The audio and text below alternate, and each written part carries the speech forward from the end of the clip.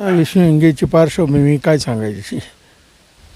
राजकीय जीवनामध्ये खोटारडेपणाचा एक नंबरचा कळस गाठणारा हा एक गाव पातळीच्या सगळ्या संस्था यांनी हायजॅक केल्यात. आमच्या गावचं अतिशय महाराष्ट्रातलं एक नंबरचं गाजलेलं विद्याविकास नावाचं मंदिर विद्यालय की जे आमचे गावकरी चालवायचे. जुन्या गावकऱ्यांचे खरी विश्वस्त राहिले बाजूला, हा कागदोपत्री कुठं सभासद नाही.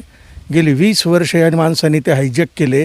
त्याच्या केस कोर्ट म्हणजे धर्मदायुक्तांकडे चालू आहेत. रिझल्टही आमच्या बाजूने लागतील, परंतु यांच्याकडे 2 नंबरचे प्रचंड पैसे आहेत. त्याच्यामुळे हे सगळे दाबून ठेवलेले. आजही त्या संस्थेमध्ये सुद्धा करोडो रुपयाचा भ्रष्टाचार आहे. ईशी आणि सत्तेची मस्ती आणि कोणत्या तरी राजकीय पुढाऱ्यांच्या यांच्यावरचे वरदा असतं. त्यामुळे ज्यांची भ्रष्ट राजनीती आहे त्या भ्रष्ट राजनीतीचे महामेरू आहेत.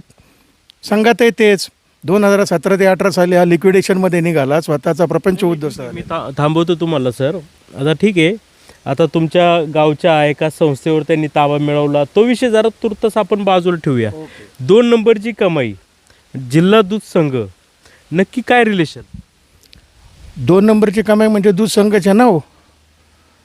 मला सांगा, महाराष्ट्रामध्ये पुणे जिल्ह्यामध्ये समजा दूध कात्र हा जिल्ह्याचा दूध संघ आहे. असे महाराष्ट्रात सगळे जिल्हा संघ आहेत ना. आणि शासनाचं धोरण काय आहे की सहकारी संस्था जगल्या पाहिजेत, मोठ्या झाल्या पाहिजेत.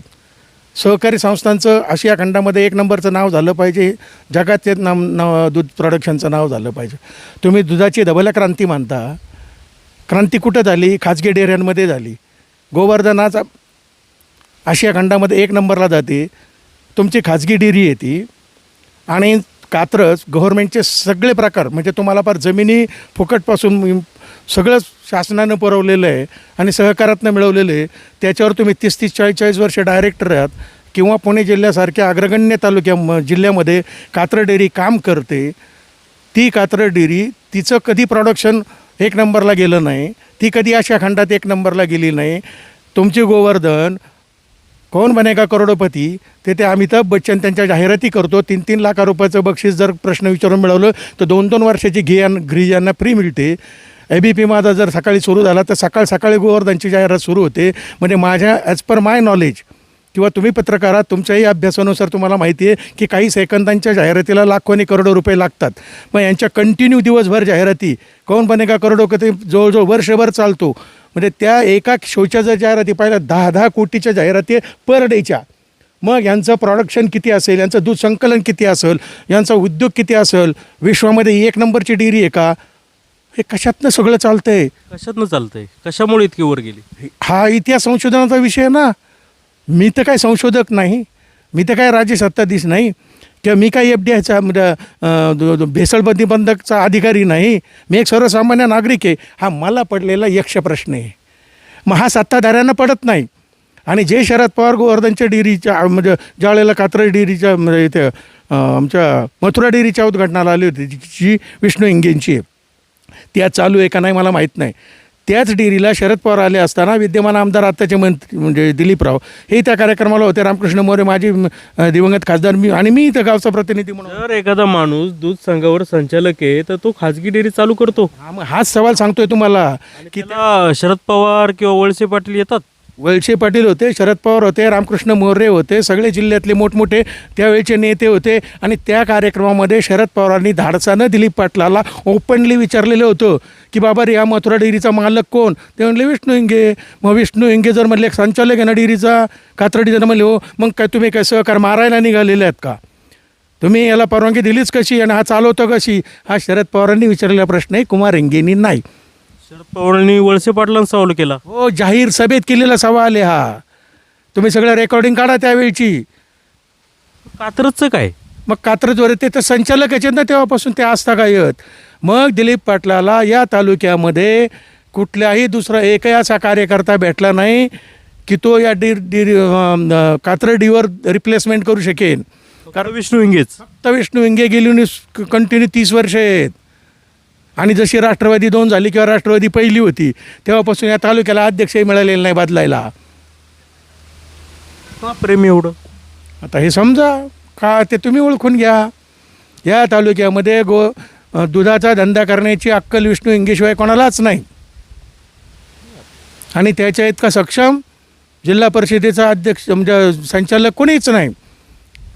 जिल्हा परिषदेचा कात्रज डेअरीचा चेअरमन व्हायच्या अगोदर यांची आर्थिक परिस्थिती बघा. काय होती चेअरमन व्हायच्या आधी परिस्थिती अशी होती की एक वेळ गाडीला डिझेल टाकायला पैसे नव्हते. मित्रांकडनं पैसे जमा करायचा. देवदत्त निकम त्याचे साक्षीदार आहेत.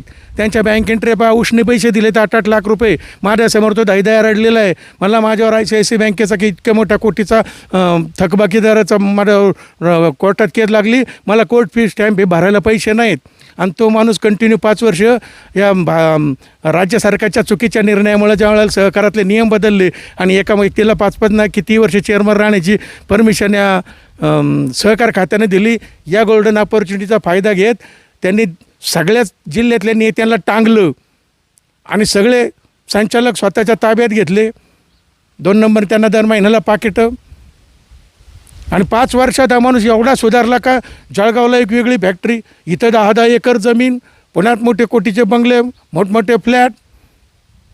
पहिल्या निवडणुकीच्या नंतर 5 ते 6 महिन्यात किंवा 1 वर्षाच्या आत ती डेअरी झालेली आहे. मथुरा डेअरीचा जन्म. म्हणजे ज्ञान घेतलं, विद्या घेतली कात्रजमधून आणि वापरली खाजगी डेअरीसाठी. आणि त्याच्या जेवढे कलेक्शन कसं ते सगळे घरी पाठवले. त्याच्यात एकही ओरिजिनल जुने पार्टनर नाहीत. तुमच्या पार अगदी जुन्नरचे लोक होती.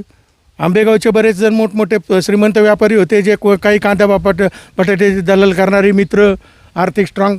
त्यांना विचारलं जळगावला तुमचं काय जमीन येत वगैरे, त्यांनी उत्तर देणं टाळलं. त्यांच्यासोबत सहकार्य होते, त्यांनी खुणवलं बोलू नका आणि त्यानंतर ते बोलले नाही. काहीतरी आता तेच नाही तर आणि अशा अनेक गोष्टी आहेत की ज्या मी माईकवर बोलू शकत नाही.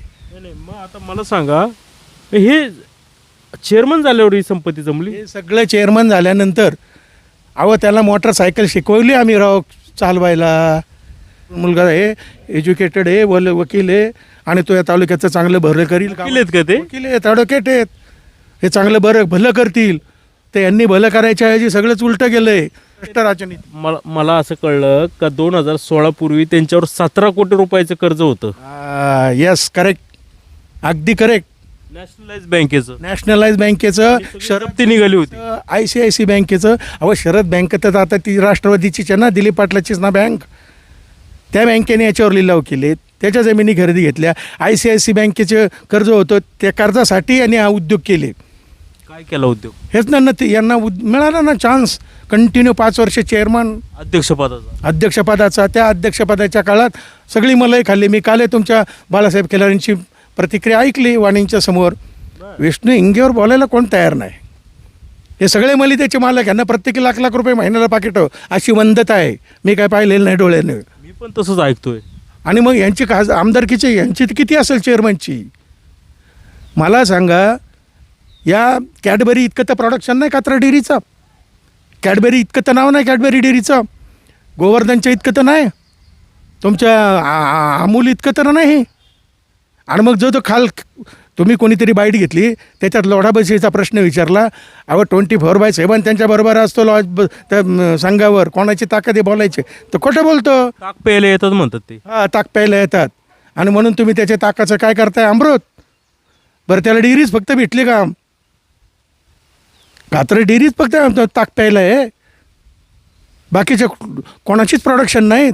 माझं 1 रुपयाचं व्यवहार दाखवून द्या असं म्हणतात त्या लोडासोबत. 2 नंबरचे व्यवहार तुम्ही काय बाय ट्रान्झॅक्शन करणार का? मी तुम्हाला चेक देणार, तुम्ही मला चेक देणार, मी तुमच्या अकाउंटला पैसे भरणार, तुम्ही माझ्या अकाउंटला पैसे भरणार, असं असतं 2 नंबर.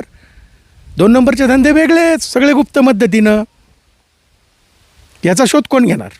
17 कोटी सगळं आपण बाजूला फेकून देऊ याचं. आणि जेवढे राजकीय पक्षाचे पुढारी आहेत यांच्या पहिल्या 6 वरिष्ठीने आत्ताच्या प्रॉपर्ट्या काढा. आणि मग जे आत्ताचे भ्रष्ट आहेत यांचा इतिहास काढा, यांचे 7/12 काढा, यांची प्रोडक्शन काढा.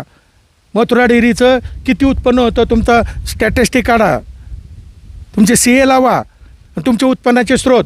आणि मग तुमचे पुण्यात 2 कोटीचे बंगले, बोसीला 2-4 फ्लॅट, 1 हॉटेल, इकडे जळगावला तिकडं काय फॅक्ट, कोणाच्या दुसऱ्यांच्या नावावर जमिनी, काही जळगावला काय जमिनी काय हो नावं नाही घेत आम्ही, महिलांच्या नावाने आहेत. वंदता आहे ऐकून, खरं खोटं देव जाणे. चेअरमन झालं माणसांच्या बरोबर मला बसायची लाज वाटते आम्हाला. इतकं जर नॅशनल बँकने टाळ्या टोकायपर्यंत हे आलं होतं हे 3 वर्षामध्ये चेअरमन झालं हे कसं काय कर्ज नील केलं? मग मला सांगा, तुम्ही आहात किंवा मी आहे, तुम्ही संघावर काम करताय असं जरी धरू किंवा मी संघावर काम करतोय, नाही, हा भ्रष्टाचार होतो कसा? होतो कसं म्हणजे कसं काय? आता त्यात मला ते करून दाखवावं लागेल. माझ्या आयुष्यात तर भ्रष्टाचार नावाची चीज मला कधी माहितीच नाही. कशाशी भ्रष्टाचार उगळून खातात याच्या संधी कधी मिळाल्या नाहीत आणि आम्ही त्या दृष्टीने त्या अँगलने कधी त्या दृष्टिकोनानं पाहिलंही नाही. मग हा संशोधनाचा विषय आहे ना, की जसं बाबा तुमच्या सुप्रिया सुळे म्हणाले होत्या की मी 1-1 कोटीची वांगी विकते,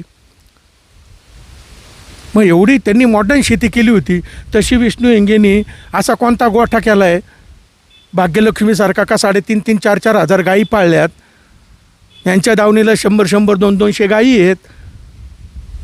पेठ पारगावला काय जमीन आहे का त्यांची? 10 एकर जमीन आहे, मथुरा डेअरीचा प्लॅन्ट आहे. कधी घेतली? पण लोकांचे अतिक्रमण केलेत त्याच्यावर इलेक्शनच्या काळामध्ये प्रचंड झंझावात झाला होता. विरोधी उमेदवारांनी त्याच्यावर भाष्य केलेलं होतं. तिथली लोक बोलत नाहीत. जळगाव जिल्ह्यामध्ये 40 गाव म्हणून आहे, त्या ठिकाणी मला अशी माहिती मिळाली 25 ते 30 एकर जमीन त्यांनी घेतली आहे आणि त्या ठिकाणी फॅक्टरी टाकली. तुमच्या काय कानावर आले यात? आता तुम्ही मला सांगताय, मी फक्त ऐकून आहे की बा जळगावला त्यांनी मुलाला काहीतरी एक व्यवसाय करून दिलेला आहे. आता काय दिलं आहे, किती जमीन घेतली, काही घेतली, विष्णू हिंगेच्या नावावर किती प्रॉपर्टी आहे आणि तो काय करतो, माझी त्यांची 2-2 वर्ष भेट होत नाही. हां, की हा जो काय आहे सुशांत, ते म्हणाले का तो काय व्यवसाय करतो मला माहीत नाही. आता आपल्याला जोडीने आणायला कोणी नाही.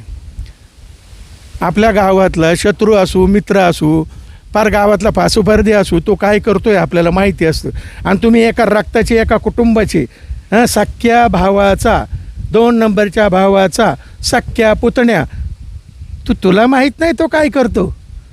फार मोठा जोक हे राव. इलेक्शन वगैरे व्हायचे, आपण म्हणतो ना, जसं ते ब्रेन मॅपिंग घ्या, या आरामेंच्या ब्रेन मॅपिंग घ्या टेस्ट, मग कळेल हे किती शहाणे आहेत ते.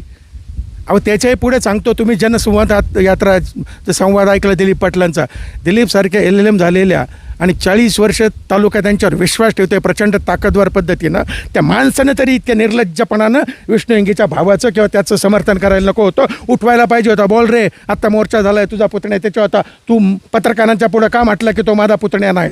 अरे जो सख्या ब्लडच्या माणसांना नाकारतोय ना ती भ्रष्टाचाराच्या नालायकपणामुळं, तर तो तुम्हाला मला काही किंमत देणार आहे? हो, नसल एकमेकांत पटत तर मग ते का बोलतील? वस्तुस्थिती काय, ते म्हणतात तो तिकडं सासूरवाडीला राहतो. सगळे फ्लॅश काढा त्याची म्हणजे आता विष्णू हिंगे यांचा विठ्ठल, त्यांची मिसेसची मंडळ रुक्मिणी, हे वाढदिवसाचे फ्लॅग्स आहेत. इलेक्शन अजून 6 महिने नाही झाले, जिल्हा परिषद सभासदावर बसलाय, त्यावेळेला हेच नाचायला होते. आमच्या घराच्या पुढे यांनी फटाके फोडलेत. सुशांती, हो, हाच तो भ्रष्टाचारी की जो जेलमध्ये येते. मग हे विखे काय म्हणतात माझं आणि त्यांचा संबंध नाही? हे एवढे विकृत आहेत. हे उद्या आता ते डेअरी तसंच म्हणेल, कारण मथुराचं सगळं लायसन आहे बायकोच्या नावावर आहे. तो म्हणाल ती पण माझी बायको नाही, उद्या मथुरामध्ये लपडी सापडली तर. एवढ्या खालच्या पातळीवरचे आहे ते. यांना भान नसतंय. ज्यांनी भ्रष्टाचाराच्या मार्गानं 2 नंबरची संपत्ती कमवलेली आहे ना, ते त्या धुंदीत नशेत गुंगीत आहेत आणि त्यांना वाटतंय की 30 वर्ष माझं कोणी उखाडलं नाही, मी संचालक राहिलो आणि एवढा भ्रष्टाचारी असून सुद्धा काल जिल्हा परिषदला मी निवडून आलो, म्हणजे याचा अर्थ जनतेने मला मूकसंमती दिलेली आहे, आमचा आकाय आमच्या वोखंडी आहे, आम्हालाही तो मदत करतोय, तर आमची कोण उखाडणार आहे? या मस्तीत नाही यांची उत्तरं आहेत, यांच्या मस्तीत नाही उत्तर आहेत. साहेब काय झालं, पोलिसांनी कस्टडी मागितली बाकीच्या आरोपींची. तो लोढा जो आहे पोलिसांचं, म्हणजे त्या FDAचं काय आहे, काय म्हणणं काय आहे FIRमध्ये, ही सगळी संघटनात्मक हे सगळं केलं जातं आहे आणि याचा व्यवस्थित तपास झाला पाहिजे आणि ही सगळी रिंग दिसते असं FIRमध्ये उल्लेख आहे. कस्टडी घेताना जे वाढीव कस्टडी मागतो त्यावेळी त्या लोढाचं नाव वगळण्यात आलं आणि सुशांतला कस्टडी दिली घरी, पण पुढं काहीच झालं नाही. ते मग ह्या लोढाचं नाव का वगळण्यात आलं असावं, काय वाटतं मला? आणि लोढाचा सुशांत तर आता म्हणजे म्हणतायत की पार्टनर आहे, पण या लोढाचा वळसे पाटलांशी किंवा विष्णू हिंगेंशी काय संबंध? काय संबंध म्हणजे कसं, राजकीय संबंध आहेत ना, कार्यकर्ते आहेत ते त्यांचे जवळचे. मग तुम्ही आता तेच 2000च्या मागच्या त्या लोढा होतेच ना, 2005ला त्यांच्यावर जी केस टाकली होती ती याचीच होती ना, भ्रष्टाचाराचीच होती ना, भेसळीचीच होती ना. त्याच्यावरनं सबळ पुरावा आढळली आबावी ते सुटले. जामखेडच्या प्रकरणात त्यांचंच नाव होतं ना. मग घोडेगावमध्ये ज्या वकिलांनी त्यांच्या बाजू मांडल्या आणि बारामतीचा जो वकील आहे त्यांनी ज्यांचा 2 नंबरचा आरोपी आहे त्याची बाजू जी मांडली ती जामखेड प्रकरणामध्ये तीच मांडली. म्हणून माझं असं म्हणणं आहे की ते कोर्टामध्ये असं म्हटले की जर आम्हाला हायकोर्टाने क्लीन चिट दिलेली आहे आणि त्याच गुन्ह्याखाली आम्ही तुम्हाला बिफोर इन्फॉर्मेशन दिलेली आहे FIR दाखल करण्याच्या अगोदर की तुम्ही या केसमध्ये या माणसावर FIR दाखल करू शकत नाहीत, तर पुणे तेच रिपीटमध्ये अन्न आणि भेसळ प्रशासनाने आणि पोलीस डिपार्टमेंटने त्याच अंतर्गत गुन्हे कसे काय दाखल केले, म्हणजे बाय पर्पज यांनी लूप होप्स ठेवल्यात ना.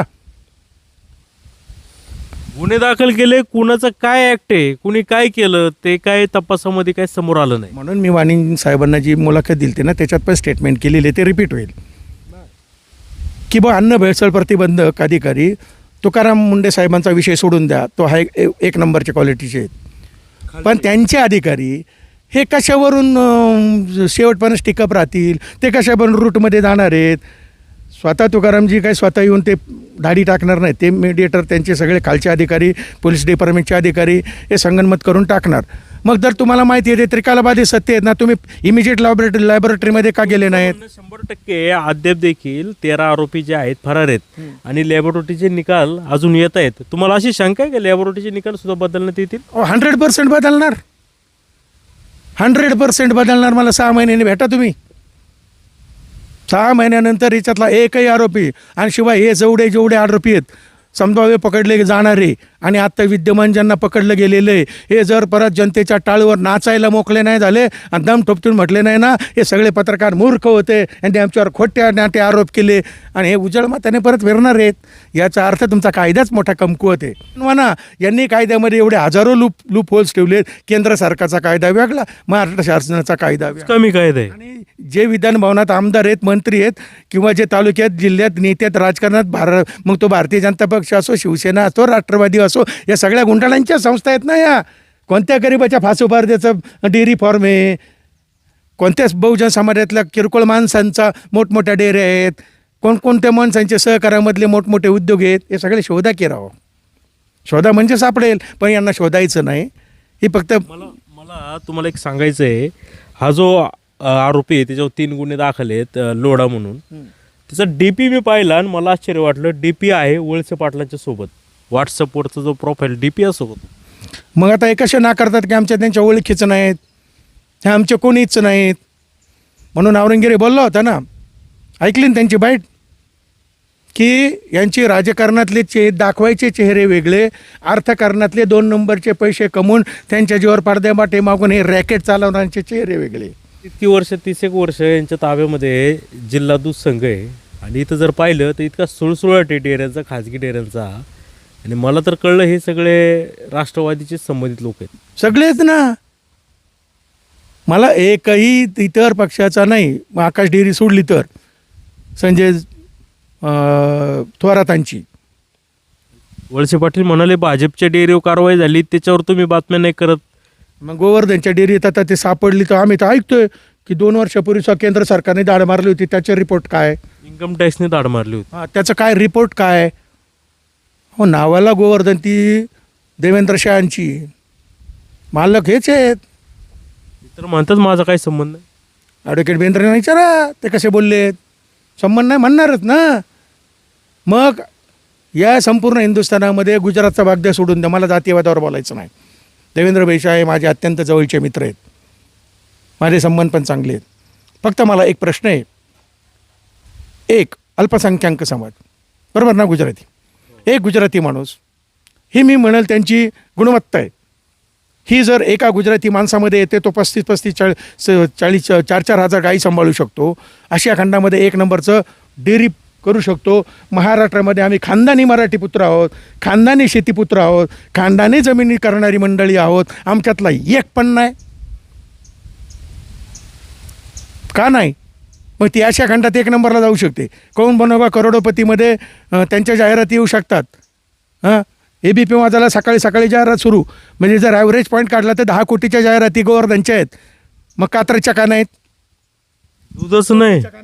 मला संघाकडे दूध जास्त पाहिजे. ह्या कात्रज दूध संघामध्ये दूध जर कलेक्शन झालं ना, हे खपत सुद्धा नाही आहे. हे परत यांनाच विकतायत. कात्रजची याच डेअरी डेअर- घेतात ते. कात्रजचं दूध समजून घ्या, कात्रजचं शेतकऱ्यांचं दूध हे ओरिजिनल आहे, त्याच्यामध्ये भेसळ नाही आहे. परंतु हे दूध विकायचं कसं कुणी घेतच नाही आहे, कारण की मार्केटिंग जी युनिट आहे अगदी बेकार करून ठेवलेलं आहे या राजकारण्यांनी. आणि हेच दूध पुन्हा चांगलं दूध ह्या विशिष्ट डेऱ्यांकडे येतं. काय सांगाल सर? अहो मला तर कळलं गोवर्धनला दूध येतं कात्रजचं. गोवर्धनला वर्षभराचे 10-10 कोटीपर्यंतचं कर्ज उधारीवर दूध मिळतंय कात्रजकडनं. 10-10 कोटीपर्यंत. तुम्ही जर डेअरीतनं कात्रज डेअरीमधनं टँकर उचलायचे ठरवले तर रोख पैसे डिपॉझिट करावे लागतील तुम्हाला. चेकसुद्धा स्वीकारणार नाहीत. मग यांना का नाही फायदा होतोच की फायदा. मग कात्रज कमिशन ठरलं असतं का? काय माहिती आता. आपण तुम्ही मी साक्षीदार आहे का? आपण फक्त ऐक्यू वंदत आहेत. माझा प्रश्न मला असं कळलं का कात्रज दूध विकतंय गोवर्धनला आणि गोवर्धन त्याचं बिल पण वेळेत देत नाही. यस, खास देत नाही ना पेमेंट त्यांचं. मग वर्ष ताळेबंद ज्यावेळेला जुळवायचा असतो त्यावेळेला त्यांचं पेमेंट होते. मग तुम्हाला जर वर्षभर 10-10, 15-15 कोटी वापरायला मिळाले तर तुम्ही का नाही अरबपती व्हायचे? माझा एक साधा किरकोळ सवाल आहे. मागच्या मी मुलाखतीत बोललो होतो वाणेंना की महाराष्ट्र सरकारनं वेळी जागं व्हावं, केंद्र सरकारनं वेळी जागं व्हावं. करण्यापेक्षा इतकी जुनी संस्था आहे, त्यांना फ्री जमिनी मिळाल्या, सगळं आहे, सिस्टम आहे, हे करू शकत नाहीये. मग सरकारने काय करावं? परत तेच करणार हीच लोक. जरा प्रशासक भेटावं, यांची जरा बरखास्त व्हावी बॉडी असं वाटतं. टोटल बॉडी बरखास्त करावी. आणि शासनाने जसे तुम्ही MPSC UPSCच्या परीक्षा घेता, क्लास 1 ऑफिसर्स पाठवता, बरोबर ना, तसंच या दुधाच्या धंद्यामध्ये एवढे जग प्रगत झाले. तुम्ही त्यांना कॅलिफोर्नियाला न्या, बाहेर जगात कुठे फिरवा, जर्मनीला न्या. उत्तम पद्धतीनं दुधाची प्रॉडक्ट, दूध कसं संकलन करायचं, दूध किती चांगलं असलं पाहिजे, अशा प्रकारचे वेल क्वालिफाईड लोक तयार करा. त्यांना पगार द्या आणि निवडणुका विषयच काढून टाका. दरवर्षांनी मंडळ बदला ना, दरवर्षांनी तेच सगळे जिल्ह्यात फिरवा ना. या जिल्ह्यातले त्या जिल्ह्यात, त्या जिल्ह्यातले त्या जिल्ह्यात ते अधिकारी फिरवा, बदल्या ठेवा. मी ऐकलं होतं या तालुक्यामध्ये एक व्यक्ती एक पद, म्हणजे जे देवदत्त निकम होते, बाजार समितीला उभे राहिले होते, ते कारखान्यावर पण संचालक होते, त्यावेळी नियम काढला एका व्यक्तीला एक पद. विष्णू हिंगेच्या बाबतीत काय असं आहे? 3-3 पद. मग आता आम्हालाही तो पडलेला प्रश्न आहे ना. याचं उत्तर तुम्ही दिलीप पाटलांना विचारा. मी काय करणार? मी पद देणारा थोडाच आहे. नाही ना, हे आम्ही दिलीप पाटलांना पण प्रश्न विचारले नाही. कारण यांचे काहीतरी इंटरनल धागेदोरे, इंटरनल लफडी हे यांना माहिती असणार ना. म्हणजे एवढी मजबुरी दिलीप पाटलांचं तो ऐकत नाही, एवढी मजबुरी दिलीप पाटलांकडं काय आहे याचा त्यांनी एकदा पत्रकार परिषद घेऊन खुलासा करावा. ह्या आतल्या त्यांच्या गोष्टी आहेत, तिकीट वाटपाच्या, कोणाला द्यायचं कोणाला द्यायचं, पण ही वंदता आहे. मग ती झूट आहे, खोटी आहे सांगा, प्रून हा जाहिरात आणि हा सूर्य सिद्ध करा. दुर्दैव एवढंच आहे की हे माझ्या गावचे आहेत, माझ्या गावाला कलंक लागला आहे म्हणून आम्हाला पोल तिटकीने बोलावं लागतं आहे. हे काय संत तुकारामाचे ज्ञानेश्वरांचे वंशज नाहीत. त्यांच्या पार्श्वभूम्या तपासा, विष्णू हिंगेची मुलाखत घ्या आणि त्याला म्हणा तू एकदा क्लिअर कर, अंतःकरणातून शुद्ध असेल तर. लय सांगतो दिमाखाने मी सकाळी देवपूजा करतो, गंध लावतो आणि बाहेर पडतो, किती पापं करतो ते सांग. तूच म्हटलं होता तुझ्या मुलाखतीमध्ये की माझा बाप टेलर होता, उरलेल्या कपड्यातून तू आम्हाला कपडे शिवायचा. एवढी तुझी जर वाईट अवस्था होती तू आज आरोपपती झाला कसा? याचा एकदा इतिहास संशोधन म्हणून विषय काढ, आम्ही त्याच्या यासाठी नेऊ. नाही तर मोठमोठे चांगले संशोधक नेमू की विष्णू हिंगेकडे असा कोणता फॉर्म्युला सापडला की तो वर्ग आरोपपती झाला. आम्हालाही पण तो फॉलो करायला बरं पडेल ना. हे पहा सगळे कायदे बिदे गेले खड्ड्यात. नियती नावाची काहीतरी चीज आहे, तो विश्वविधातावरून बघतोय. हे जर अंतःकरणात तर खरे शुद्ध असतील ना, त्यांनी लायकीनं बोलावं, लायकीने वागावं आणि लायकीने राहावं. दुसऱ्यांवर शिंतोडे उडवू नयेत आणि स्वतःची पापं जपणारी समाजाला वेठीला धरू नये, कित्येक पिढ्या बरबाद करू नयेत. म्हणून माझी महाराष्ट्र शासनाकडं आणि संबंधित सगळ्या शोध पत्रकारितेकडं किंवा या प्रिंट मीडियाकडे, इलेक्ट्रॉनिक मीडियाकडं रिक्वेस्ट आहे. खासदारांना रिक्वेस्ट आहे, आमदारांना रिक्वेस्ट आहे की अरे तुमच्या जीवनमरणाचा प्रश्न उभा राहिला असताना तुम्ही जर झोपेत राहत असाल आणि तुम्ही समाजाचं प्रतिनिधित्व करत असाल तर छित तुमचे. असल्या गुंडांना जागीच ठेचा. अहो जसं धनंजय मुंडेच्या बाबतीमध्ये झालं तिथं, त्या वाल्मिकाराच्या बाबतीमध्ये झालं, तेच खराच्या बाबतीमध्ये झालं, तेच कांबळेच्या बाबतीमध्ये झालं. नशीब तुमचं आमचं की कांबळेला 8 दिवसामध्ये त्या कोर्टाने 1-2 महिन्यात निकाल लावला आणि फाशीची शिक्षा ऑर्डर केली. तो एका चिमुकलीच्या जीवनाचा प्रश्न होता, परंतु इथं समाज जीवनाचा प्रश्न आहे. हे धारिष्ट्यानं खोटं बोलतात. तुम्हीच गेलते ना खेडच्या घाटामध्ये 2,000-1,000ची पावडर कोणून सापडली हो? ढगातून पडली, वरनं आली पावडर. अवसरविभूतीच्या घाटामध्ये लिक्विड फेकून दिलं, तिथं फेस निघाला, तो बाय नॅचरली निघाला. विष्णू हिंगेचा सुशांत शिंदे कोणीच नाही म्हणतो. तो काय धंदे करतोय तुला माहीत नाही? गावातले कोणकोणते लोक काय काय धंदे करतात ते तुम्हाला माहीत नाही? तुमच्या पतसंस्थांमध्ये कोणा कसे खाती बदलली, कोणी काय काय उद्योग केले, आर्थिक लपडी काय केली माहीत नाही? हायस्कूलमध्ये तुम्ही कसे पैसे खाता, हायस्कूलमध्ये तुमच्या बापाची प्रॉपर्टी नाही, तिथं उरीना संचालकांना तुम्ही येऊ देत नाही, ही वस्तुस्थिती नाही?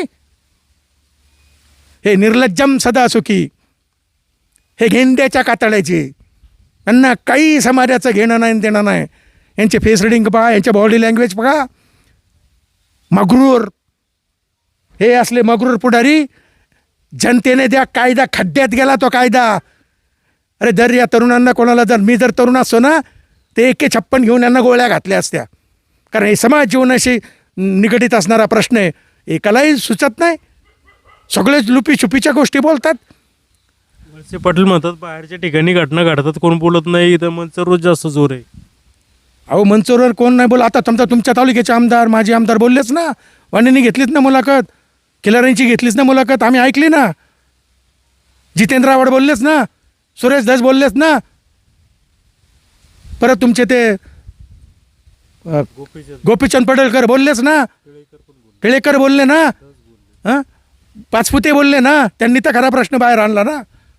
हे बावलट आहेत, पण ते प्रश्न उपस्थित करतात, परंतु प्रश्नांच्या धसाशी कोणी जात नाही, शेवटपर्यंत कोण जात नाही. अरे असेल तुमच्यात हिंमत तर म्हणा सुरेश धसांसारखं, किंवा मी काही संत नाही, मी फक्त समाजाकडून माझं राजकारण टिकण्यासाठीच खातो, तुमच्या इतकं ओमिटिंग होण्या इतकं खात नाही. अरे तुमच्या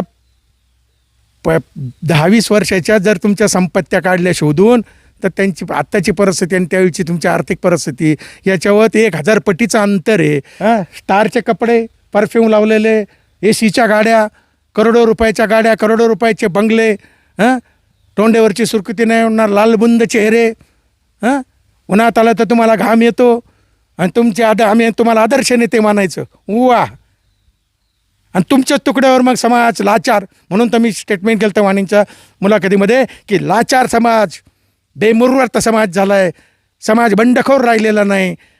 जर एखाद्या मासाच्या तुकड्याने एका चपटीच्या याच्यावर तुम्ही कित्येक पिढ्या बरबाद करणारे प्रतिनिधी दिले असेल, हे लाचार पुढारी, हे भ्रष्ट पुजारी यांनी जर करोडो रुपयाची माया केली आणि तेच इलेक्शनच्या काळामध्ये तुम्हाला जर ढाबे शोधत असतील, बेवडे पाजत असतील, तरुणांच्या पिढ्या बरबाद करत असतील, आणि तुम्ही त्यांच्या हातात प्रतिनिधी देऊन त्यांना आमदारक्यान, खासदारक्यान, मंत्रिपदं देता नसाल आणि तुमची सेवा करून घ्यायचा, सूत त्या समाजाची. समाज बंडखोर झाला पाहिजे, समाजाला कळलं पाहिजे. अरे तुमचे तरुण पोरं आज जर किडनी फेल झाली, तुमच्या तरुण पोरांना कॅन्सर झाल्या, बारीक 5-5, 10-10 वर्षाच्या पोरांना कॅन्सर झाला आहे, तुम्ही अजूनही झोपेतून जागे होत नाही, तुम्हाला अजूनही समाजाबद्दल आस्था वाटत नाही. लाजा वाटल्या पाहिजेत. बेशर्मांच्या अवलादी नाही तर काय. तो संवाद ऐकताना मला इतके लाज वाटत होती की आमचा LM झालेला आमदार इतका निखलास खोटं बोलू शकतो, इतकी अनमस्ती आणि इतकी धुंदी आली. अरे काय चाललं आहे समाजकडं. आणि मग संत तुकारामांचे अभंग घ्यायचे, ज्ञानेश्वरांच्या ओव्या घ्यायच्या, त्यांचे संदर्भ द्यायचे. पात्र नाही का, लायकी आहेत का तुमच्या? मी म्हणतो 100% माणूस कोणीच परफेक्ट नाही, चुकीला सगळेच माफ आहेत. संत होऊन गेले ते सुद्धा 100% नव्हते, परंतु त्यांच्यातलं त्यांनी सगळा कलंक बाहेर काढला, शुद्ध झालेत, पवित्र झालेत. तुम्ही त्यांच्या पडे जसे क्रियेमध्ये फार प्रवचन आणि कीर्तन करता, तिथं बोलता, मग तुम्हाला वागायला आणि तुमच्यात ते इम्प्लिमेंट करायला काय रोग येतो का? नका. 100%, 70-80% तर सांगितलं. आता जर कोणी टीका करत असेल तर माझ्या कार्यकर्त्यात तुम्ही पण चोख प्रत्युत्तर द्या. कोण आलाय का पण राष्ट्रवादीचा कोणी चोख प्रत्युत्तर द्यायला? अरे अंतर्मन खातं ना तुमचं की आम्ही नीच आहोत, आम्ही पापी आहोत, आम्ही दळभद्री आहोत, आम्ही भ्रष्टाचारी आहोत. कोणत्या तोंडानं सांगणार? ज्यांच्या अशा निगडीत ह्या घटना घडल्यात ते साक्षीदार आहेत ना. कोणी साक्षीदार नसू द्यावं, तुमचं आत्ममन तुमचं साक्षीदार असतं. तुम्ही चिंतन करा, प्रबोधन करा, आणि मग म्हणा. म्हणून तुम्ही जेवढे राजकारणी आहेत ते कुठल्याही पक्षाचे असू देत, माझ्या काही त्यांच्याशी बांधा शेजारी बांध नाही किंवा माझी काही वैयक्तिक मागे या व्यवस्थेच्या बद्दल तुमचं माझी ही पोटतिडक आहे, पारदर्शक होईल असं वाटतं. अजिबात होणार नाही. देवेंद्र फडणवीसांना काय आव्हान, कारण की देवेंद्र फडणवीसांमुळं हे तुकाराम मुंडे त्या याच्यावर आयुक्त पदावर बसलेले आहेत काहीतरी, माहिती आहे का, आणि वळसे पाटील सत्ताधारी आहेत. लहान तोंडी मोठा घास आपण घेऊ नये. माझे विचार किती तडफदार असले, मला किती क्रांतिकारक बोलावं असं वाटलं, किती प्रहार करावा असा वाटला, अहो ज्यांनी तुकाराम महाराजांची या समाजाने किंमत नाही ठेवली तर आपल्यासारख्यांना कोण विचारतो. यांच्याकडं कितीतरी पैसे आहेत पाटील, हे आपल्याला झुरळातलं पालीसारखं असं झटकून लावतील. म्हणून मी म्हटलं तुकाराम मुंडेंचा विषय सोडून द्या, he is the always the great, 100% great. परंतु तुमचा जो काय तो FDI डिपार्टमेंट आहे त्यातले सगळे धुतल्या तांदळा इतके स्वच्छ आहेत. या अगोदर हे कुठं होते? या अगोदर कुठे होते? आणि त्यातल्याच यंत्रणेतले ते सगळे नाही ना बदललेले, एक आयुक्त बदलले, यंत्रणा तीच आहे ना. मग जी यंत्रणा FRI मनसर पोलीस स्टेशनला दाखल करते त्यावेळेला तुम्हाला वकील इन्फॉर्म करतोय की जामखेडच्या प्रकरणामध्ये तुम्ही जी कलमं लावली तीच परत तुम्ही कलमं लावताय, तुमचा बेसिक पायाच तुमचा तो FRIच बोगस आहे, तुमची टोटल सगळा हा चालवलेला खेळच पूर्णपणे उद्ध्वस्त होणार आहे, कोर्टामध्ये टिकणार नाही. हे काय यांच्या डोळ्यात झापडा आल्या होत्या का? सांगा ना, का झापडा आल्या होत्या का? मग याच्यापेक्षा कुठलं तरी कलाबा दिसत आहे की तुम्ही 24 तासाच्या आत जगात अशा कुठला महाराष्ट्रामध्ये अशी एकही फॅक्टरी नाही का, अशी तुमच्याकडे एकही लॅबोरेटरी नाही का की जी 24 तासाच्या आत रिपोर्टमध्ये करेल. 24/4/7 तुम्ही काम करायला लावा. जे तुम्ही पकडले भेसळमधले त्यांचे सगळे रिपोर्ट इमिजिएट काढा ना. आता तर 15 दिवस व्हायला आले, अजून रिपोर्ट बाहेर नाही. धन्यवाद सर, खूप खूप बोलले, पोट तिडकीने बोलले. अक्षरशः जो काय तिडीक काय असते जनभावनेची तर ती हे आहे, आणि जोपर्यंत आपल्याला ती झळ सोसणार नाही, लहान मुलांना किंवा काही ना काही ज्यांना आजार होतील त्यांना कळेल त्यावेळी ती झळ लोकांना कळेल. आता शिवाय न्यूज, अवसरी, मनसर.